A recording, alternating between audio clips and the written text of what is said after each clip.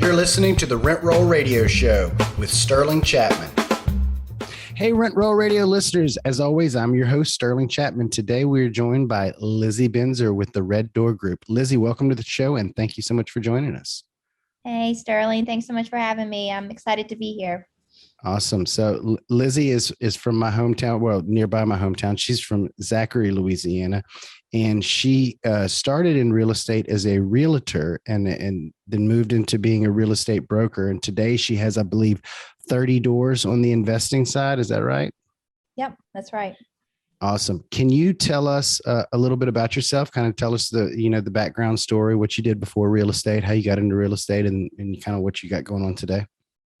Yeah, so this is my 13th year in real estate, and I didn't do anything before. I was in college. I dropped out when I was 19. My dad said I had to figure it out, so I literally Googled things, certificates I could get quickly, and real estate came up. The threshold to become a realtor is not very high, and so I took the real estate course, got my license in a few weeks, and started. I started with Keller Williams. Was in a really great office, had lots of agents that just took me under their wing and helped me. And I just hustled really hard for a long time. Nobody wants a 19-year-old to, sell their house. Who's going to trust a 19-year-old with that?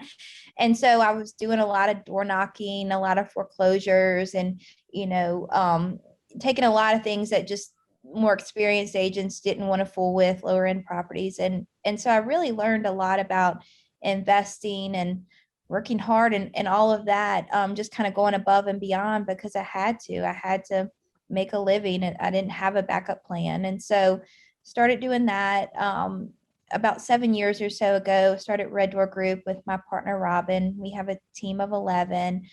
And my first investment property was my husband and I's first house. We bought it, a little cute little house in Zachary, fixed it up, lived in it, had 2 kids in it, and then moved on to our next house and did the same thing with that, fixed it up, lived in it, moved on. And so now we have 30 doors, we have 3 car washes, and just kind of continuing to grow, buying deals as we see them. I'm still active in real estate sales. We sell about 150 homes a year. So that is a full-time job. And then I have a good property manager in place and all that stuff with the other things. So it's really just been about building the right people, surrounding myself with the right people, because that's how you make these kind of things happen. Absolutely. It's very much a team sport, isn't it? 100% it is. Awesome. So what type of houses are you buying? Basically kind of what's the price range? What do they usually rent for? What condition, and how are you financing them? I started buying single family in Zachary, like in the middle of Zachary where I live. I kind of lived right in the middle of my first 5 or so houses because I was self-managing.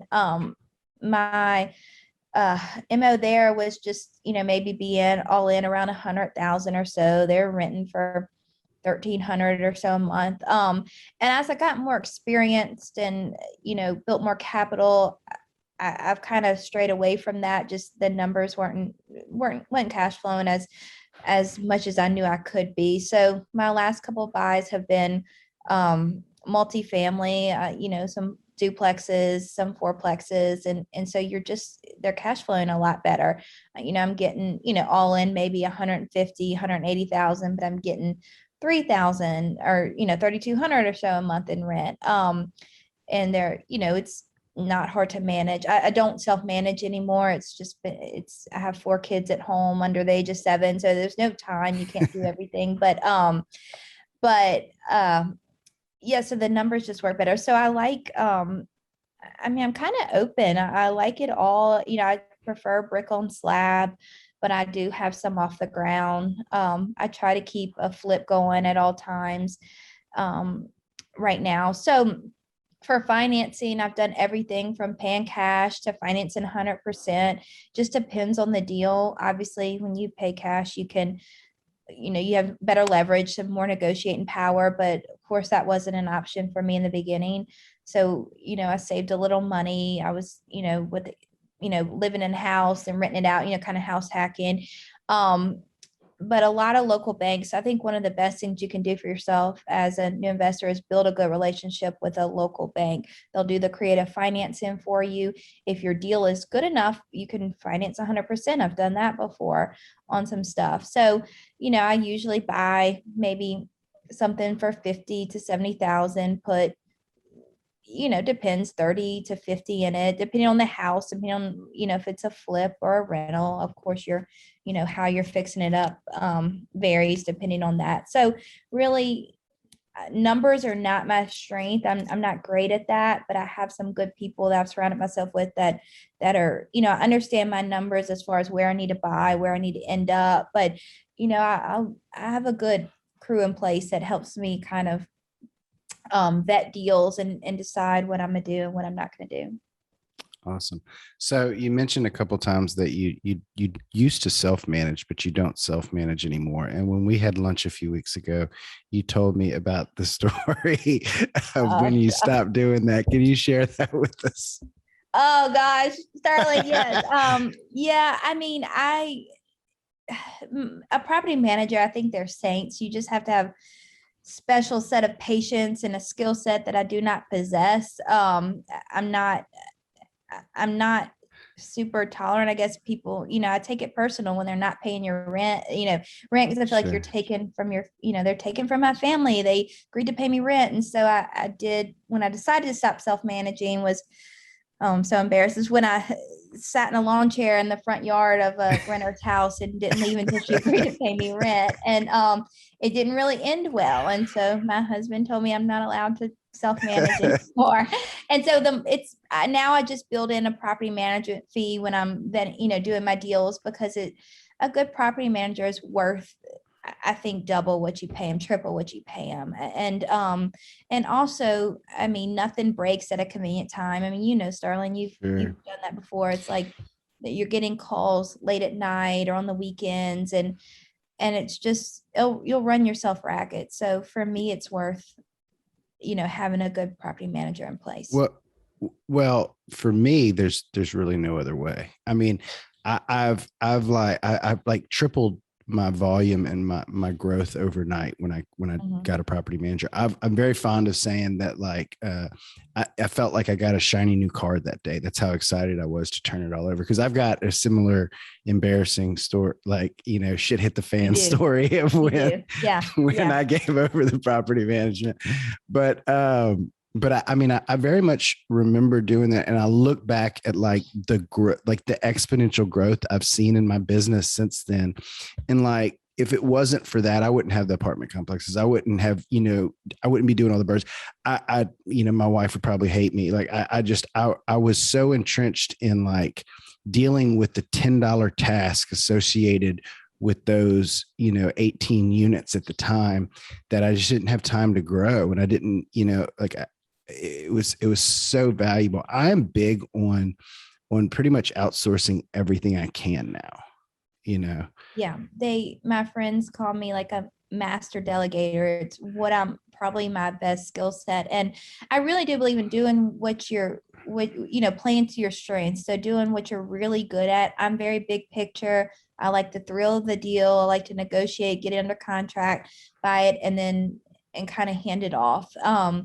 And so I kind of take that strategy in all aspects of my life. I mean, we only have a certain amount of, time in a day, and I don't want to be in the weeds with, broken water heaters or chasing Sure. down rent and all that. And so I think it's really worth it. And I think sometimes it's hard to make that leap and justify it in the beginning, but the right hire, more than pays for itself. And so that whether you're hiring an admin, property manager, whatever it is, if you make the right hire, you're going to make, double, triple, quadruple that Yeah. money back with, I using your. I did the math on it, and I probably shouldn't have done the math, because that's what kept me holding on so long. I'm like, man, I'm going to lose $3,000 a month.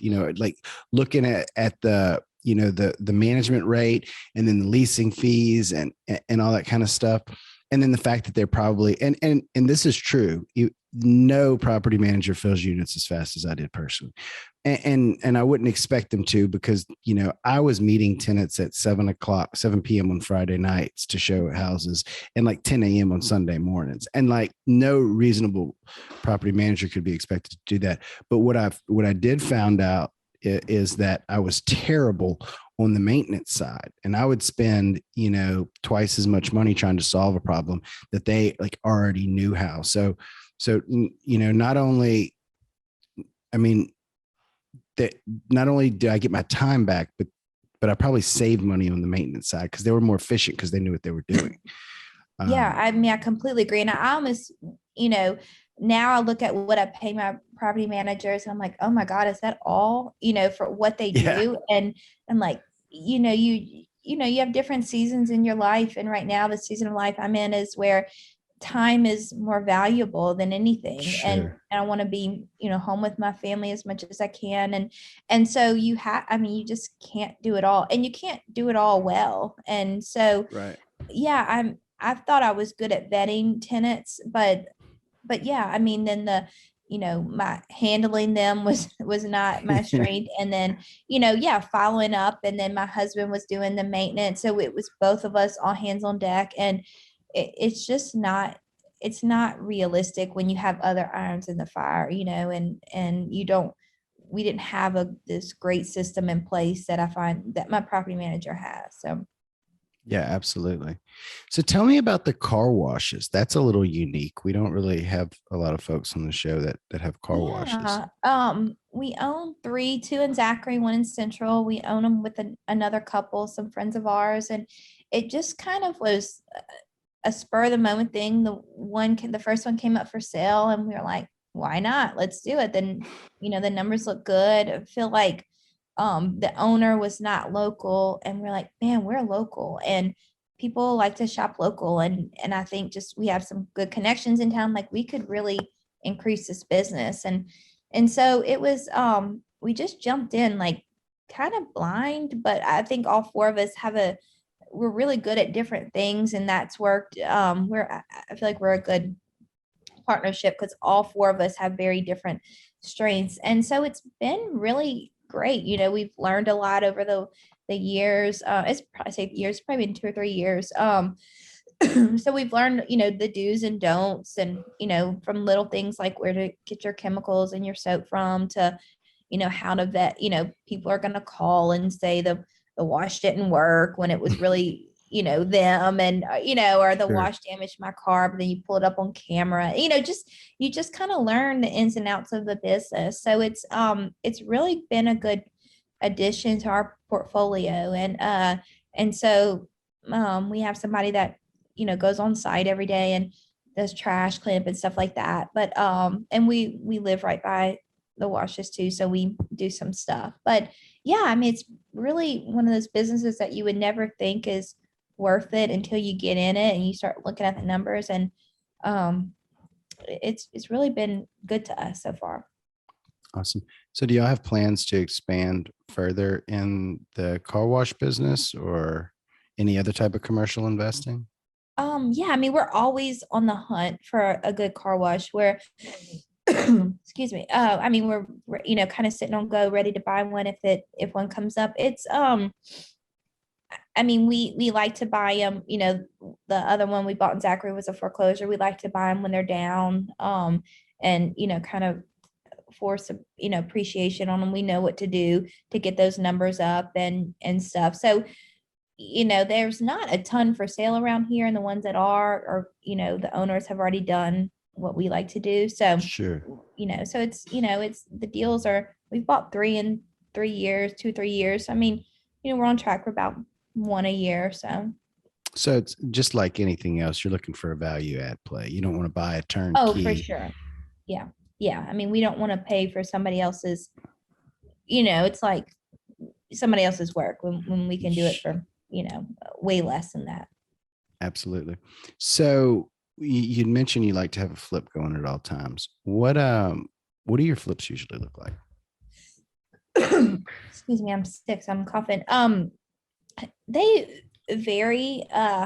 Usually resell 200 to 250. I have one Sure. going right now. I bought it for 40. I'll put about 100 in it, and we'll probably sell it for 60 to 70 over what I have in it. So I mean, it's gonna be a good one.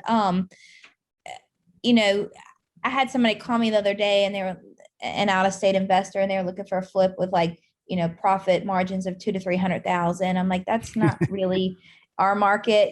That's, Yeah, yeah, I feel yeah. like if you're making, Did you give them directions to Florida? right. Yeah, they were calling from California. I'm like, oh, okay, yeah, that's your market, not mine. But so I mean, I feel like for me personally, if I can, clear 30 to 50 or so on, and I'm happy. Some are a little bit more. And also just look at like the time, if I can get in and out of it really quickly, that means a lot. The hardest part, and I know you know this right now, is finding good contractors and workers, and Sure. material and supply chain. It's tough. So just staying on top of people to do a good job, and do a good job in the time frame, because time and a flip time is money, and Sure. if they're dragging it out, it's costing you money. Absolutely.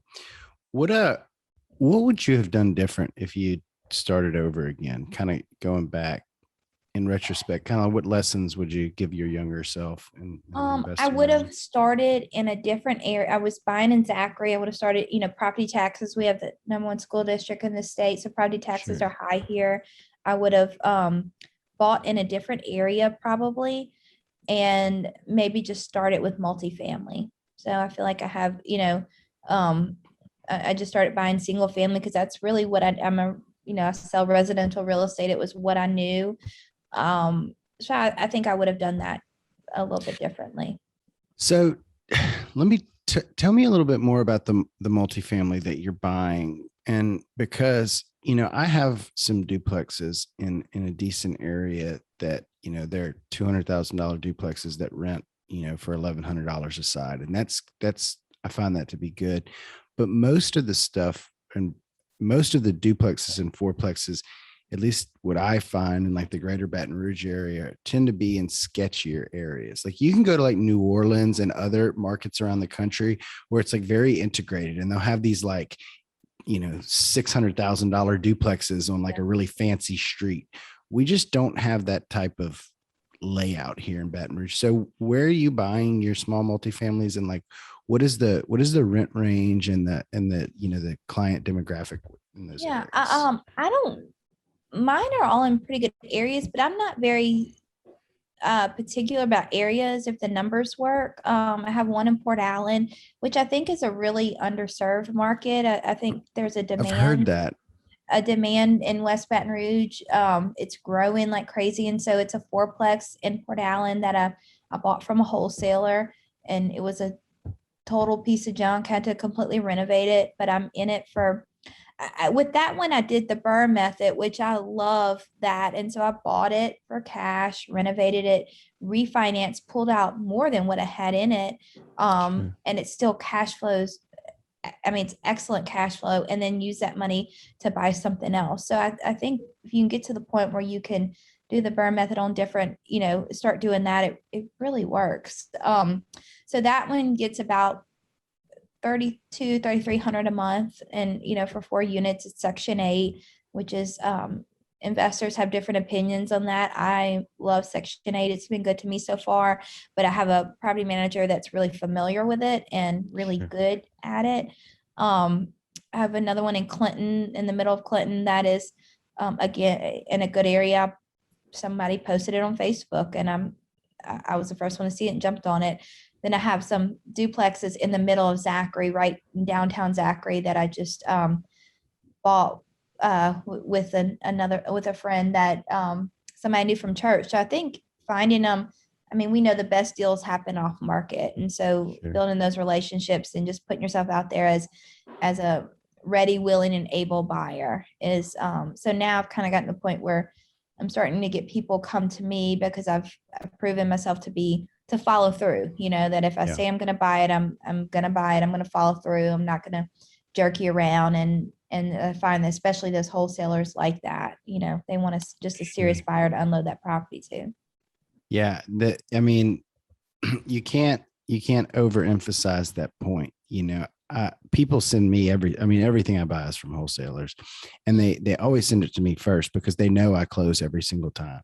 I wouldn't do this with investor capital and like a big deal, but for like me personally in my portfolio, I would buy a bad deal, even if I didn't have to, if I'd already committed to buy before Yeah. I'm going to get known as somebody who backs out. Yeah. It's just Yeah. that my reputation is that valuable to constantly being the first one to get sent those things. Yeah. I mean, I agree. I agree. I've the last two or three, maybe three I've bought have been from the same wholesaler, and I've beat out multiple offers for the last two because I proved myself to be, no BS. I'm just gonna get it done, and they like that. And so yeah, I mean, I haven't been in that situation yet where I feel like I had to buy a bad deal, but I'm sure one day that'll come, and I'll do it. Your word is everything in this business. So I think that's, your reputation and your word, and it takes a lot of time to build a good reputation, but no time to ruin it. Yeah, and I mean, with their, this is a topic that just keeps coming up in my life with everybody recently. But I also retrade as little as possible. I don't, I don't try and be nitpicky. I don't try and negotiate. Like, if the deal works for me at 80 grand, I'm not going to offer 75. I've lost $60,000 too many times over trying to save five.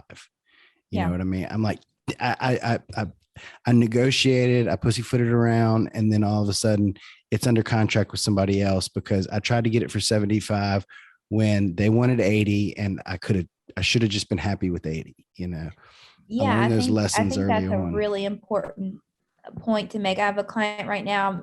I submitted an offer for him for an investment property, and we're in a multiple offer situation. Like, what do I do? What do I do? And I'm like, you're gonna the deal still works if you offer X amount over list price, and that's what you're gonna do if you want this deal. And so just because paying list price or a little bit over doesn't mean you're overpaying.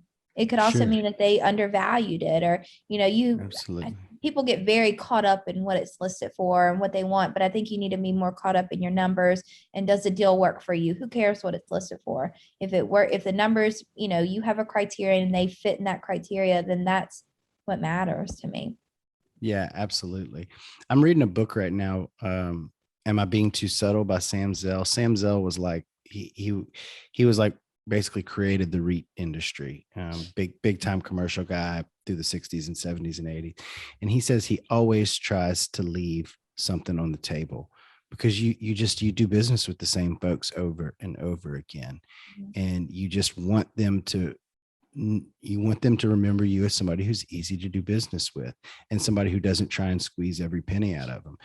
There's a big misconception I find among business people in general, where they think like this brass tacks negotiating, where they can squeeze every last penny out of the deal, makes them a good business person. And it's just not true. What makes you a good business person is building those strong relationships to where people want to keep doing business with you over and over again. Yeah.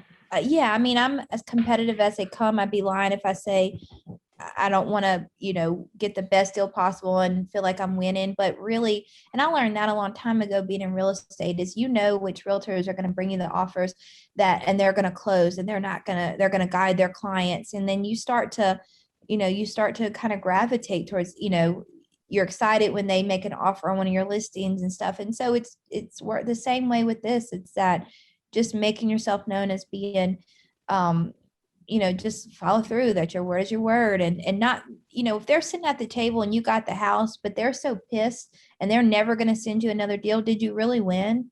Right. And no, you didn't. And so I try to keep that in mind, and I really try and preach that to my clients, because I think that's a lesson that anyone involved in any aspect of real estate should follow. So what's next for you, Lizzie? Oh, what's next? I mean, for as far as real estate sales go, we are like summer busy right now, which is kind of crazy for, the week before Thanksgiving. The market's been really good.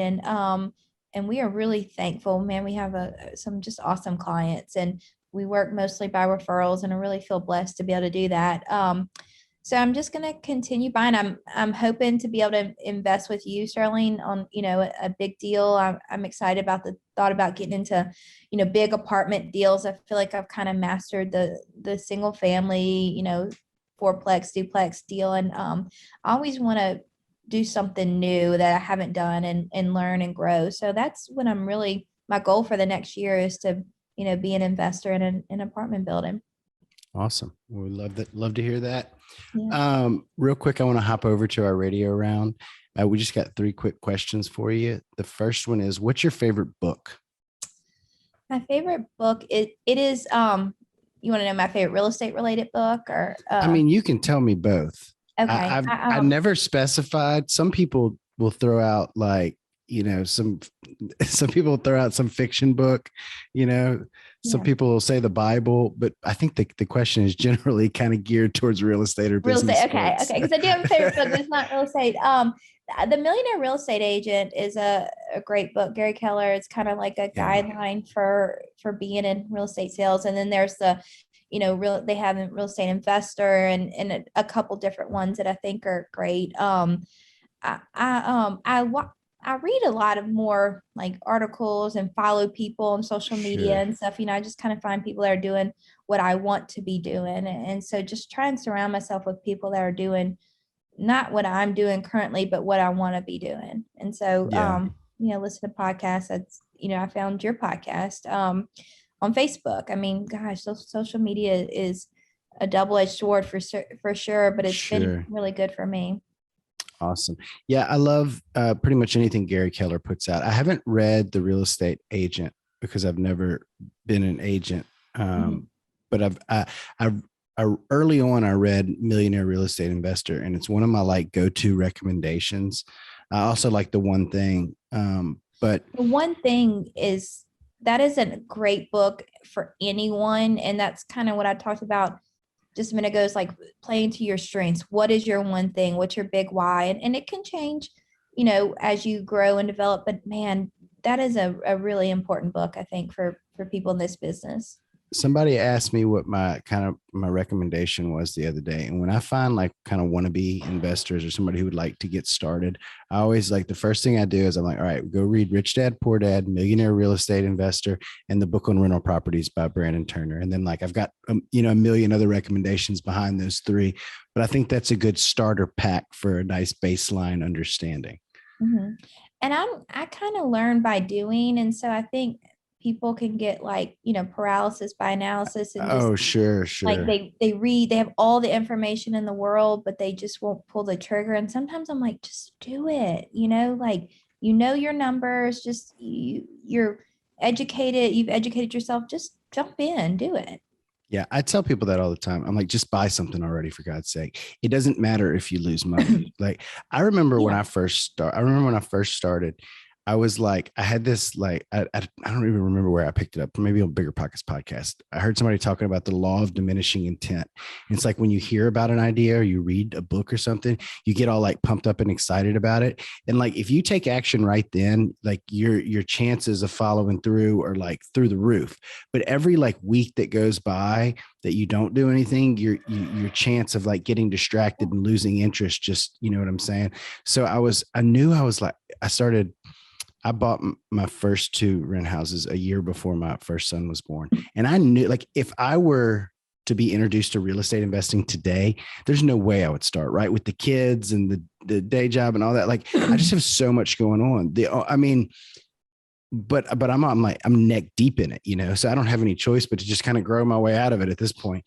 But if I would have never started, I knew going into it, like, I need to jump off the cliff. I need to get in the deep end before all these distractions start creeping into my life. And I tell everybody, like, I lost money on my first deal. I mean, I say I lost money. It appreciated like 70 grand. So I guess I didn't lose money. But like, as far as cash flow, like when I looked at like, all right, I'm going to buy, it was this little house in Baker. I'm going to buy it, and this is going to be my, cash on cash return. And then like I had a $8,000 sewer line, I had a $3,000 some other plumbing thing. And so like, I mean, I didn't even figure it out for like a year, but like when I look back on the 2 years I've owned it, I'm probably negative, but but it doesn't matter. Really the fear is just taking that first step. After you do the first one, you'll just keep buying them. And this business is very easy at scale, like, because if you have a $3,000 problem when you only have one house, like that's your ROI the whole year. But if you have 50 houses, like it's just like a drop in the bucket, and it kind of levelizes out. So I always say, like, people want to like buy that first house and wait and go, well, I want to see the proof of concept. And I'm like, well, it doesn't really work. I mean, you need 10 to a larger sample size. Yeah, one isn't going to really cut it. Two isn't really, in the big scheme of things. So yeah, I mean, people approach me all the time. Hey, I want to invest in real estate. How did you do it? How do you do it? And I give them, I feel like I give them all the tools. I like, pump them up. I'm like a great hype man. I'm like, you can do this. Anyone can do this. And then they get scared. I was so proud. I had a client a couple weeks ago, single mom, bought her first real estate property, and that's probably been my favorite closing of the year. And it's not that it was just so fun, and I was just so excited for her, but to watch her do this, and I mean, like, what a big deal. And so it's, I mean, you can really like reshape your family's legacy. I mean, you can, Yeah. it's achievable. That's what I want people to know, is like, it's so achievable for just regular old people like us. You can Yeah. do it. Yeah. I get chills hearing you talk about it like that, because I talk about it that all the time. You don't have to be, super educated and super refined. Like, you go to these real estate meetups and you meet some of the guys, are like, he's a millionaire. Oh yeah, I could definitely do that. You know what I mean? Yeah.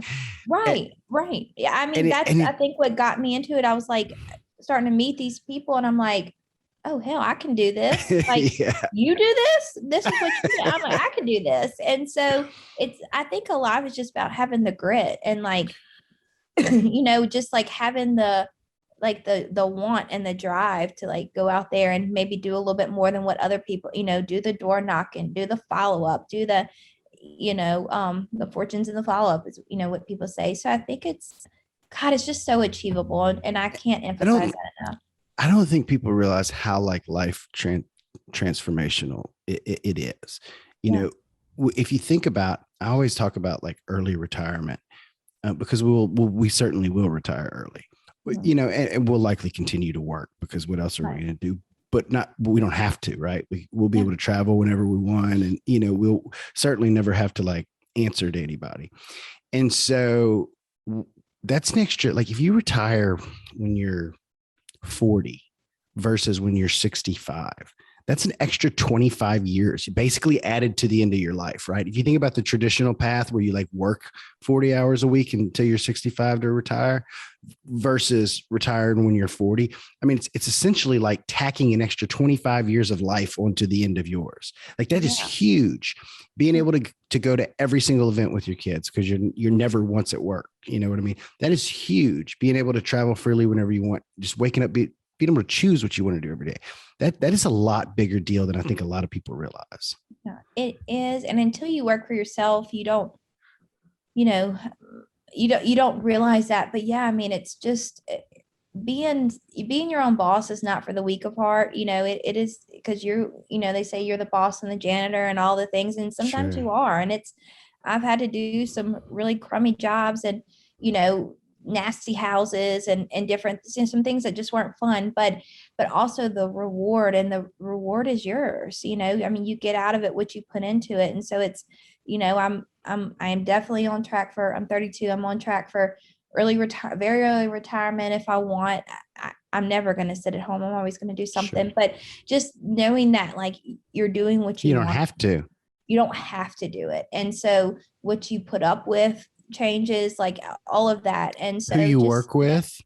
who you work with, who you don't work with. I mean, it's just so exciting to know, like, my kids are still really young, that I'm going to be able to, like, just be there. And I am there now, and just continue to just have that flexibility to do things with them is, I mean, you can't put a price tag on that, Absolutely.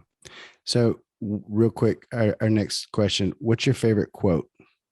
Okay, I have one that I do love. It says, life has no limitations except the ones you make. And so I think that circles back to what I said, like just how it's so achievable. And people put these limitations on themselves, like, I can't do it. I don't have enough money or anything. And I'm like, well, buckle down maybe for a year and save a little bit of money. It's there. I like the little bit more hardcore version of that, which is the only thing standing between you and the life you want is the bullshit story you keep telling yourself as to why you can't have it. I mean, there's lots of, I mean, I tell people all the time, like, get out your own way. Like, you are in your way, move, go and just do it. And so it's, man, it's so fun. I've really just found my passion, like helping people invest in real estate. It's what I love to do personally. It's what I love to help people do, because it's so cool to like watch them as they grow and learn more and realize like how it's changing their life and how, maybe they can shift out of that 9 to 5 job into real estate. And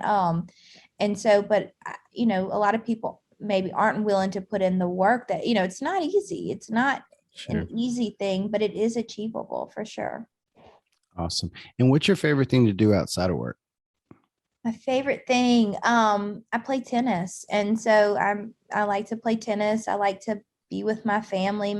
We live in a really fun neighborhood. We hang out a lot. We have people over a lot. We're social. And so I do that, hang out with my kids, hang out with my husband, play tennis when I can, not as much as I'd like. And so I have a tight knit family, and we are known as a good time. So we just like to have fun for sure.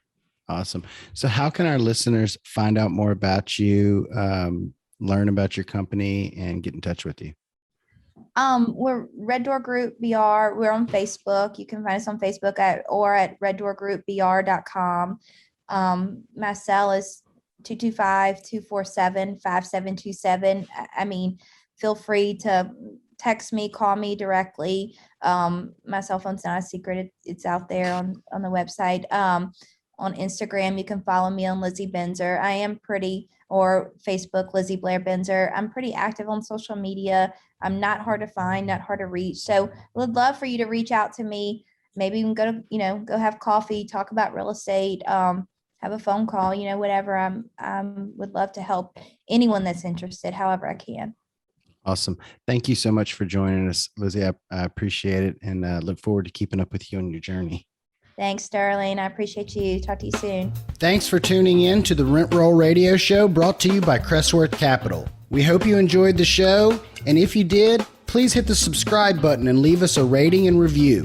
You can also visit us at crestworthcapital.com or rentrollradio.com, or follow us on Facebook at Rent Roll Radio or at Crestworth Capital. If you would like to reach us, feel free to shoot us an email at info@rentrollradio.com or sterling@crestworthcapital.com. We hope you come back next week to join us on some more of our journey. Until then, happy investing.